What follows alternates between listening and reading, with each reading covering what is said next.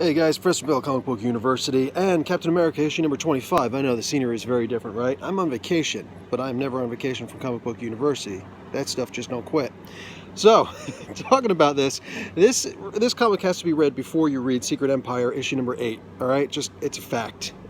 You could get by, but I think you're going to be more lost than anything else. So we start off with the two speeches that we were promised a while ago. All right, now as far as these two speeches are concerned, well, the first one is actually by Steve, Hydra Cap. All right, I actually thought they were both going to be by Cap. I didn't even consider that maybe Sam Wilson would do the other one, but he does. So the Cap one you could pretty much expect. There's also in all the previews that New Tien and Wakanda should now consider themselves at war. I'm thinking, oh, okay, man, like if this is completely going off of the basis of the Secret Empire meets the World War II Hitler thing, well, this is where Cap's going to go down because he's going to make a two-front war. One against New Tien, one against Wakanda. Nope, he takes them both out. And the way he takes them out is New Tien isn't really that surprising. But I guess it's surprising for the mutants. Oh, take that.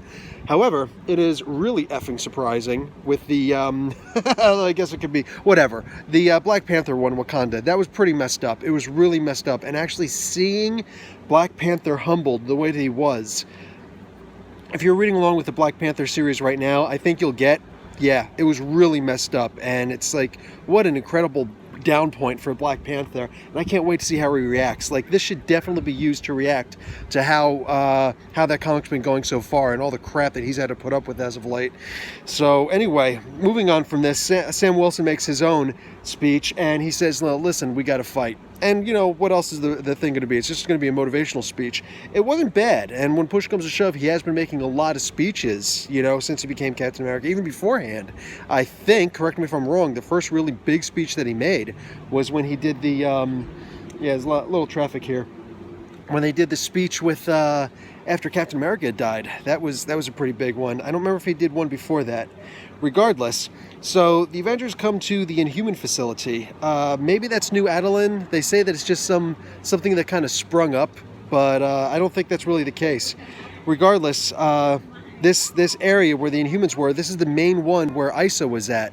So if you were reading the Secret Warriors comic, you know that this is where ISO was. This is where Dr. Hyde came, but they had recently left to go after the New Warriors. So we'll get to all that in a little bit. In the meantime, they were able to escape. So by the time that the Avengers Underground got there, fight was pretty much over. It was literally just like, oh, hey, hi, Hydra person, come here, I want to beat you up too. So they put a good beat down on all of them, and they're like, you know, Cap is like, you know, how did you guys escape? And it was all thanks to this Inhuman named Barf. His nickname is Barf. It's funny, Tony, AI Tony's like, Tony Stark, he says, oh yeah, well, to be fair, all the really good monikers have already been taken. It's kind of true. Think of a cool, you know, superhero nickname that hasn't already been taken. Hence the Generations comics. We'll get to those too. So Barf has the Inhuman ability to think of something that would fit in his throat and barf it up. Okay, so he thought of the jailer's keys and he barfed up the jailer's keys. So, and it was the actual jailer's keys. So they disappeared from around his waist. So of course, Tony and Cap especially, Sam Wilson gets the idea, can I show you a picture of what this Cosmic Cube fragment looks like? Sure enough, he barfs off the fragment of the Cosmic Cube. That's actually a hell of a use of a power, man. That guy needs a way better name than Barf at this point. Cosmic Barf. So anyway, one of the 8 fragments is now theirs. So they get the idea, we're going to now use this fragment to, you know, to try and find the other Infinity Gems. Excuse me, I wrote that down as a note. To find the other Cosmic Cube fragments. Why? Why did I write that note down? Because this is what they use the Infinity Gems for. You find one Infinity Gem, you can find all the other Infinity Gems using the one prior. It will lead you to the other words because they want to be reunited, which should actually scare you when it comes to the Infinity Gems when you think about what they actually are. Moving on. Yeah, stick with Comic Book University if you don't know the answer to that one. So, and feel free to ask me questions. So anyway, they found out Steve avoided death against Miles because, you know, Tony Stark, this is AI Tony Stark, so he has to be a lot more honest than the real Tony Stark that existed in life.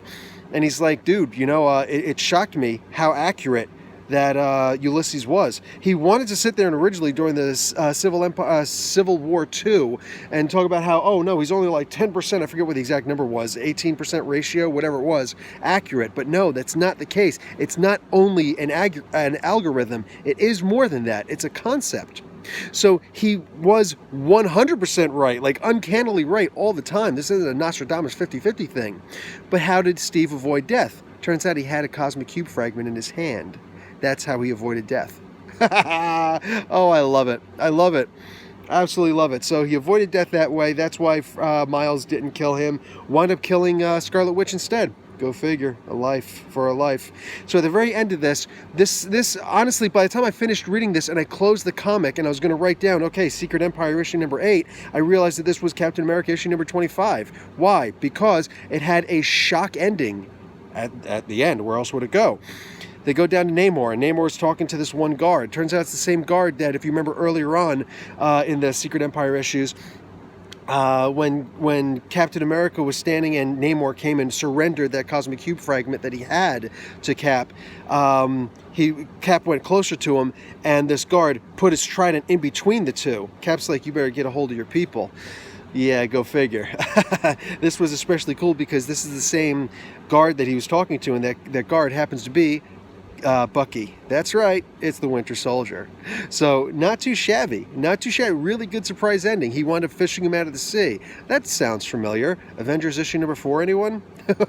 So I'm loving this, guys. This comic is getting an A. I don't know how to argue with anybody who doesn't agree with me on this one. This comic gets an absolute A. It was amazing. I mean, even the part with the whole very, very convenient, mutant power, I would have given it a lower grade because of that. But they not only did they explain it well, but on top of that, they answered it. They tackled it immediately, and they're like, listen, this is a very convenient power, but I'm not one to look a gift horse in the mouth. So I love that. I love that they at least addressed it.